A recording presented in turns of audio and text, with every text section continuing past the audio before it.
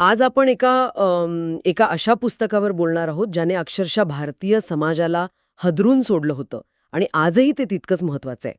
Doctor Babasaheb आंबेडकरांचं जातीव्यवस्था निर्मूलन म्हणजेच ॲनिहिलेशन of caste. आपल्याकडे या पुस्तकाचा एक अभ्यासपूर्ण मराठी सारांश आहे. पण गंमत म्हणजे ही फक्त एका पुस्तकाची गोष्ट नाहीये. ही एक अशी गोष्ट आहे जी कधी सांगितलीच गेली नाही. कारण हे मुळात एक भाषण होतं, जे कधी दिलंच गेलं नाही. आणि ही पार्श्वभूमीच या चर्चेला खूप रंजक बनवते. हो, अगदी. आणि ही पार्श्वभूमी समजून घेतल्याशिवाय मला वाटतं या पुस्तकातल्या विचारांची खरी धार आपल्याला जाणवणार नाही. कल्पना करा, वर्ष आहे 1936. लाहोरमध्ये जातपात तोडक मंडळ नावाची एक सुधारणावादी संघटना आहे. अच्छा. आणि त्यांनी त्यांच्या वार्षिक अधिवेशनासाठी डॉक्टर आंबेडकरांना अध्यक्ष म्हणून बोलावलंय. अच्छा, म्हणजे हे मंडळ स्वतः जातीविरोधी काम करणार आहे. हो, नावावरून तरी तसंच वाटतं. त्यांनी आंबेडकरांना भाषण लिहून पाठवायला सांगितलं.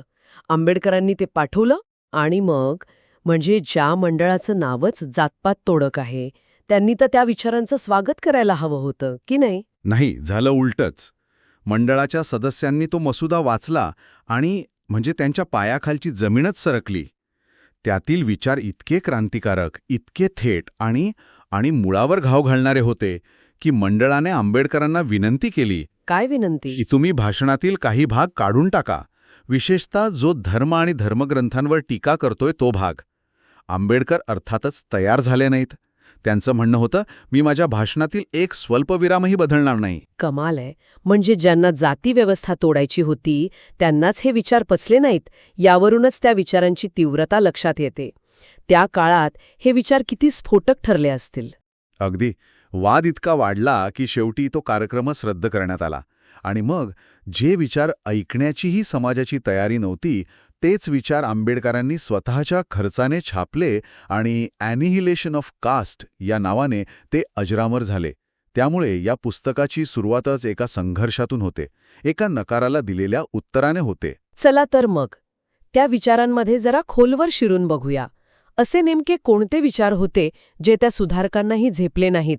आंबेडकरांनी जातीव्यवस्थेवर हल्ला कसा चढवला? कारण म्हणजे त्यांच्या आधीही फुले, आगरकर अशा अनेक समाजसुधारकांनी जातीव्यवस्थेवर टीका केली होतीच. आंबेडकरांचं वेगळेपण कुठे आहे? इथेच आंबेडकरांची अद्वितीय प्रतिभा दिसते. त्यांनी वरवरच्या टीकेच्या पलीकडे जाऊन समस्येच्या थेट मुळालाच हात घातला. त्या काळात जातीव्यवस्थेचं समर्थन करणारा एक युक्तिवाद खूप प्रचलित होता की जातव्यवस्था ही श्रमविभागणी आहे, म्हणजे डिव्हिजन ऑफ लेबर. हो, हा युक्तिवाद तर आजही अनेक जण करतात. हो ना, की प्रत्येक समाजात कामाची विभागणी तर असतेच. कोणी डॉक्टर, कोणी इंजिनियर. मग यात चुकीचं काय आहे? बरोबर. इथे आंबेडकरांनी एका वाक्यात हजारो वर्षांच्या युक्तिवादाला सुरुंग लावला. ते म्हणाले की तुम्ही याला श्रमविभागणी म्हणता, पण ही श्रमविभागणी नाही, ही श्रमिक विभागणी आहे. It's not the division of labour, it's the division of labourers. एक मिनिट.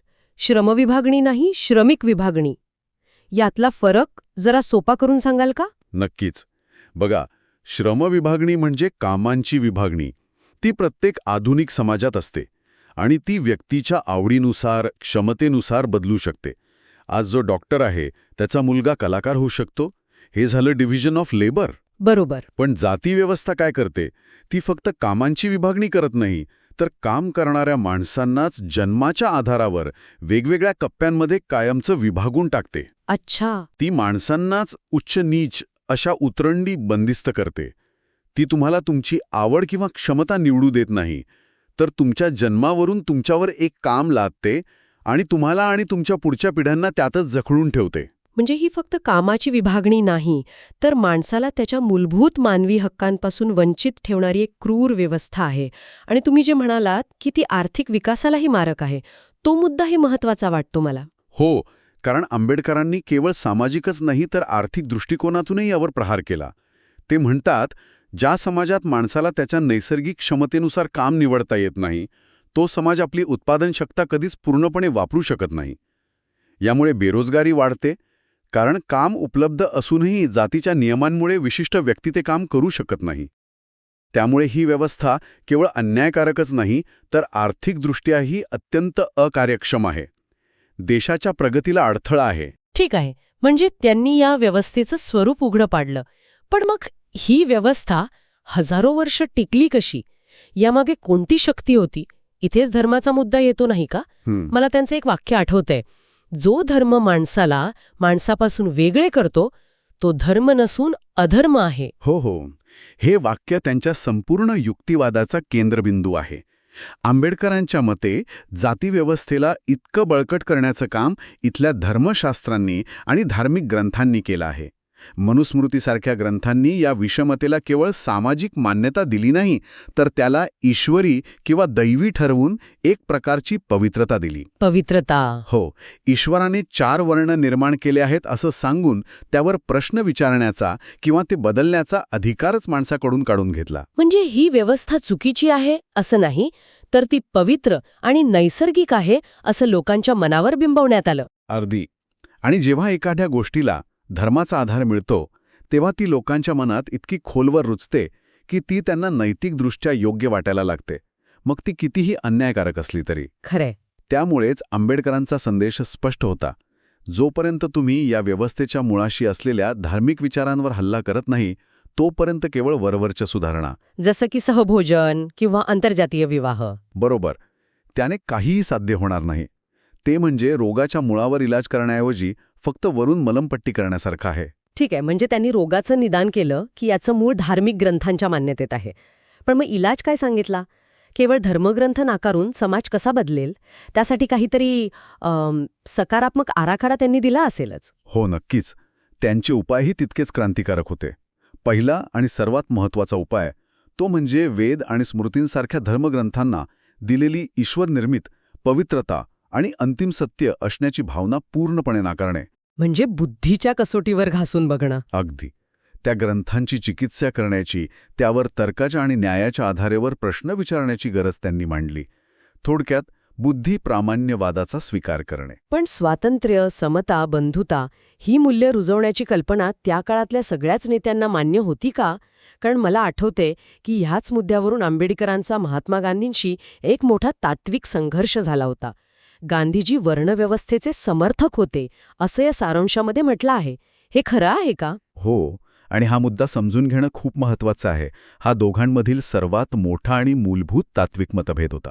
गांधीजींचं मत होतं की वर्णव्यवस्था ही मुळात एक चांगली सामाजिक व्यवस्था आहे जी कामावर आधारित आहे. अच्छा. हो, त्यांच्या मते त्यात नंतरच्या काळात जातीव्यवस्था आणि अस्पृश्यता यांसारख्या वाईट गोष्टींची भेसळ झाली.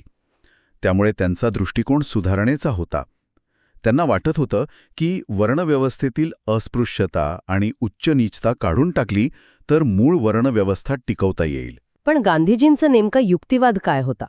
म्हणजे त्यांना वर्णव्यवस्थेत असं कोणतं मूल्य दिसत होतं जे त्यांना टिकवून ठेवावंसं वाटत होतं? हा खूप महत्त्वाचा प्रश्न आहे.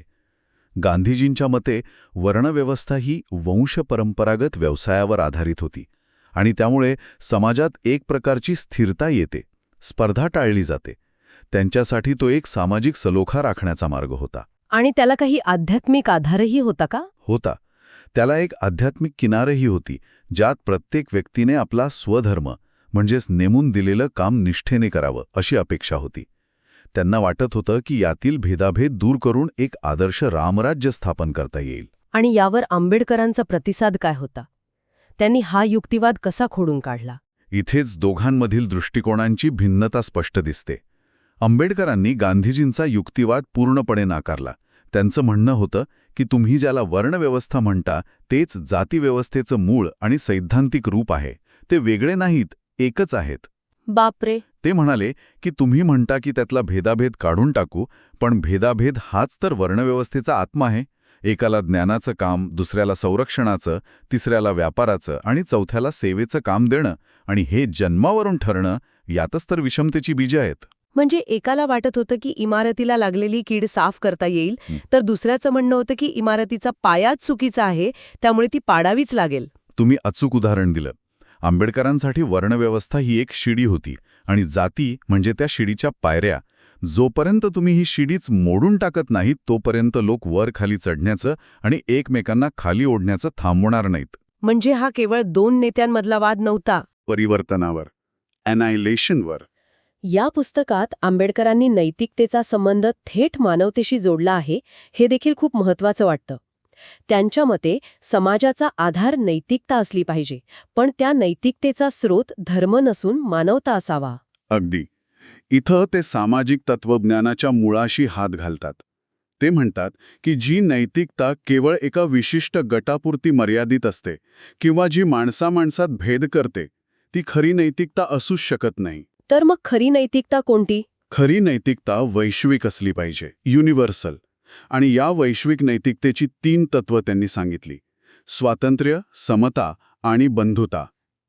ही मूल्य त्यांनी फ्रेंच राज्यक्रांतीतून घेतली होती, पण त्याला त्यांनी एक भारतीय संदर्भ दिला. ही 3 मूल्य आज आपल्या संविधानाचा गाभा आहेत.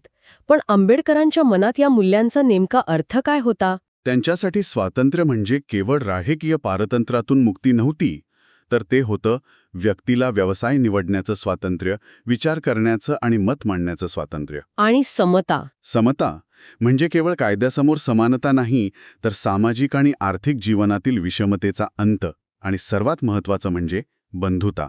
त्यांच्या मते बंधुतेशिवाय स्वातंत्र्य आणि समता केवळ वरवरची मलमपट्टी ठरतील. बंधुता म्हणजे नक्की काय? बंधुता म्हणजे समाजात एकतेची भावना, आपण सर्व एक आहोत ही जाणीव. जोपर्यंत ही बंधुता येत नाही तोपर्यंत जात संपणार नाही, असं त्यांचं ठाम मत होतं. तर मग ह्या सगळ्या चर्चेवरून हे पुस्तक आजच्या काळात इतकं महत्त्वाचं का ठरतं? म्हणजे हे लिहून आता जवळपास 90 वर्ष झाली आहेत.